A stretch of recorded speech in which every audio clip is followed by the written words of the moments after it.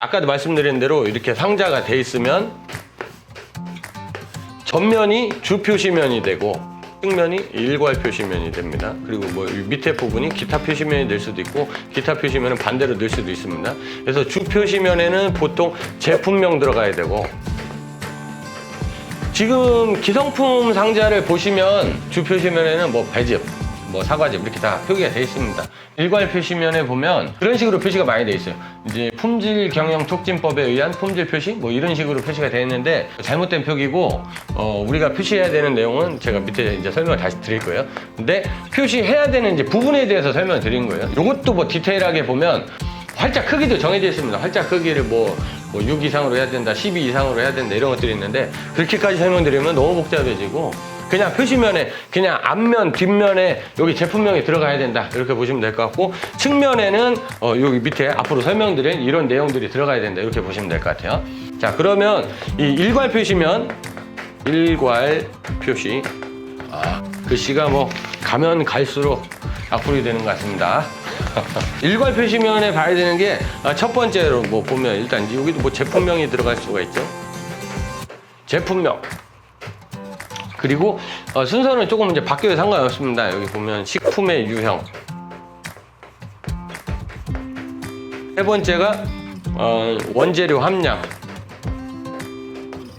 이 식품의 유형 같은 경우는 뭐 가채음료냐 액상차냐 뭐 추출가공식품이냐 이런 것들을 표기하게 되는 거고, 제품명 제품 이름 쓰시면 되고, 그다음 원재료 함량 뭐 배합비율 이런 거면 도라지 배즙이다 그러면 예를 들어서 배와 도라지 몇 대 몇이냐, 그리고 원산지 표기도 의무죠. 원산지가 뭐 국내산이냐 수입산이냐 뭐 이렇게 표시하면 돼요. 원재료 배합 비율이라든가 함량 같은 거 표시하는 경우에 정제수 포함입니다. 정제수. 물이 들어가는 경우에는 반드시 정제수의 양도 포함을 하셔야 돼요.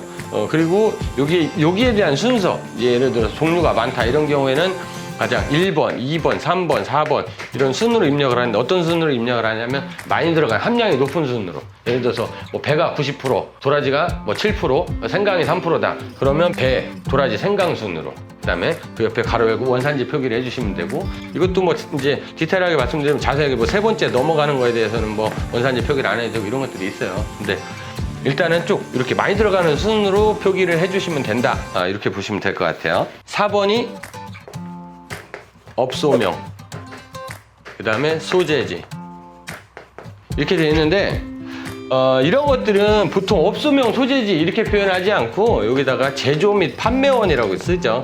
땡땡 건강원 창업 아카데미. 예를 들어서 이제 제조업, 식품 제조 같은 경우에는 이제 OEM 가공을 하는 곳이 있습니다. OEM으로 가공을 하는 경우에는 제조와 판매가 다르죠.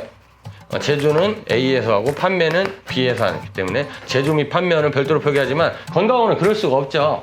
건강원은 이제 OEM이 안 되기 때문에 건강원은 무조건 생산자가 최종 소비자한테 팔아야 됩니다. 그 과정에 택배라든가 퀵을 이용할 수 있는 것 뿐이지 무조건 생산자가 최종 소비자한테 팔아야 돼요. 지난번 영상에도 설명을 드렸는데, 가끔 보면 뭐 건강원에서 만들어진 제품을 가지고 딴 데 가서 판다 뭐 이렇게 할 수가 없어요. 그리고 내가 아무리 포도 농사를 진다고 해서 우리가 이제 포도를 건강원에 맡겨서 즙을 만들어 가지고 와서 여기서 다시 팔겠다 이거 할 수가 없습니다.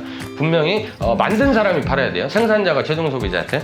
이 부분 5번 보면은 이제 내포장 제재.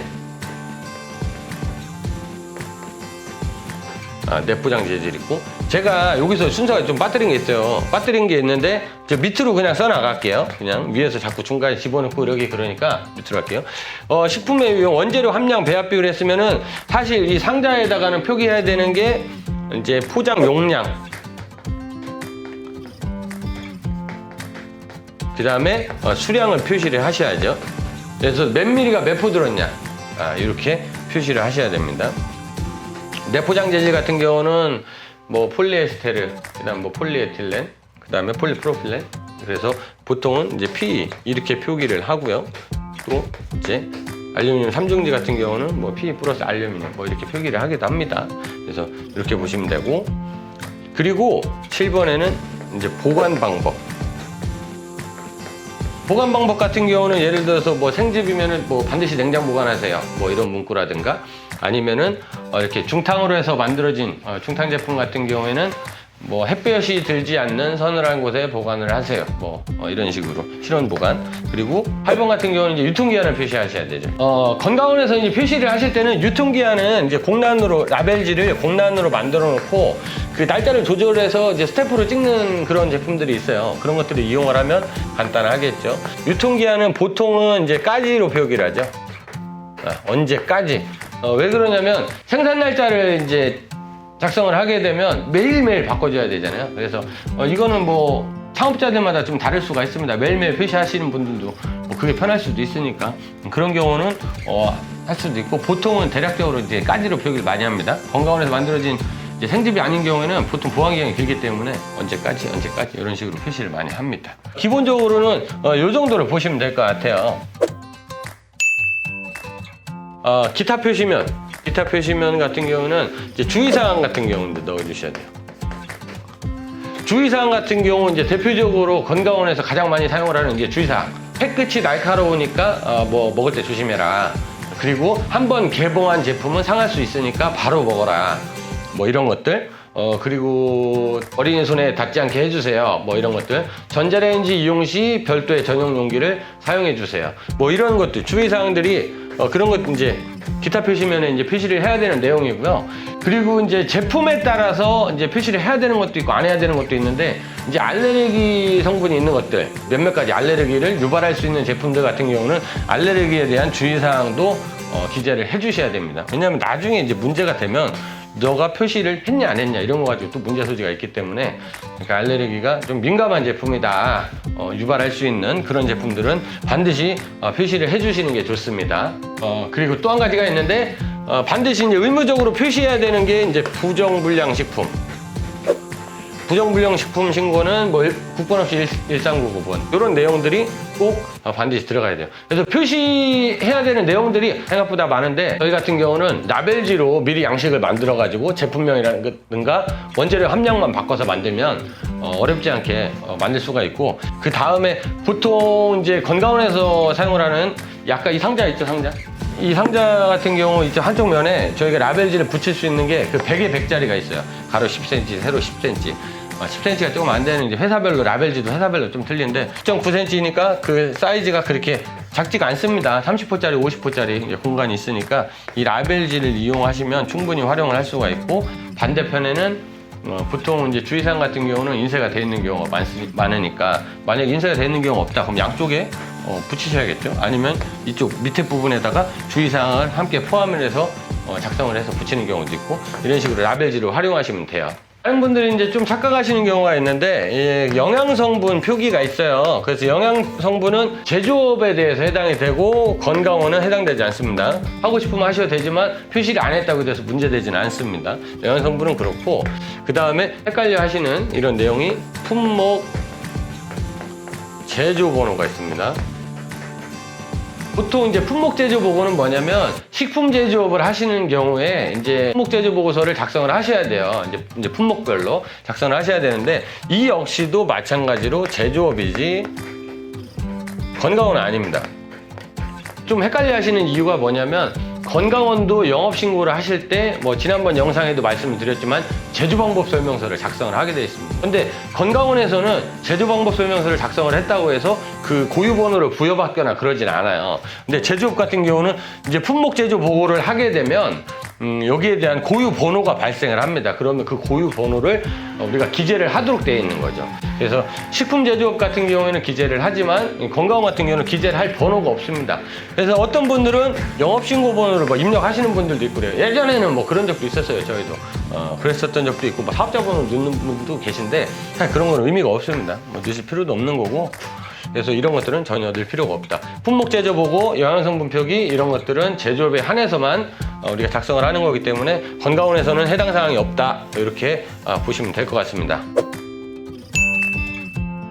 지금까지 설명드린 내용은 건강원에서 판매되는 이 상자 단위로 표시를 했을 때에 대한 내용이고, 아까도 말씀을 드렸지만 건강원에서 파우치 표기는 의무는 아닙니다. 왜냐하면 할 수 있다 이렇게 표현이 돼 있기 때문에 사실 의무는 아니라고 보는데, 파우치에 표시를 하셔야 되는 경우에는 앞면이 주 표시면이고 후면이 일괄 표시면이 됩니다. 그래서 앞에는 제품명, 칼로리 미리수 이렇게 표기하시면 되고, 후면에는 비율이라든가 업소, 소재지 이런 것도 쭉, 그리고 기타 사항까지 다 표기를 해주시면 돼요. 파우치 같은 경우는 앞면, 뒷면 이렇게 양면으로 구분합니다. 근데 상자 같은 경우는 전후, 좌우 이렇게 측면, 윗면도 있고 밑면도 있잖아요. 이렇게 했을 때 주 표시면이 앞면, 앞뒤가 주, 양옆에가 일괄, 기타 이렇게 보시면 될 것 같아요.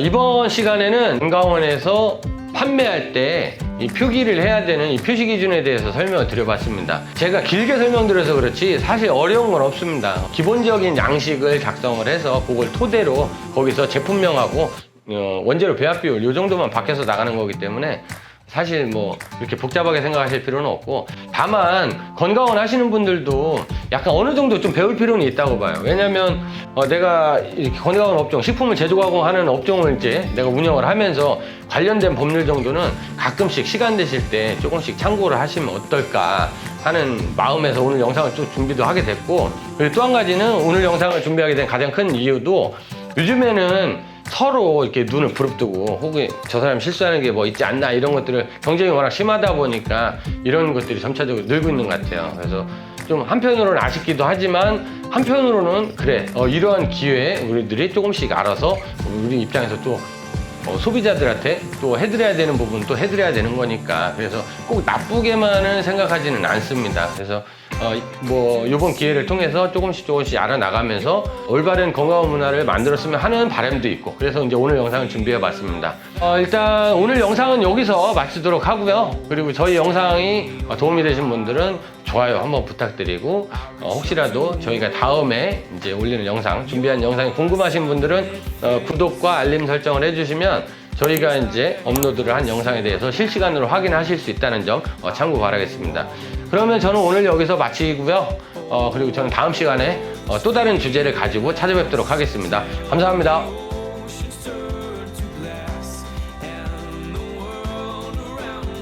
turns and fades.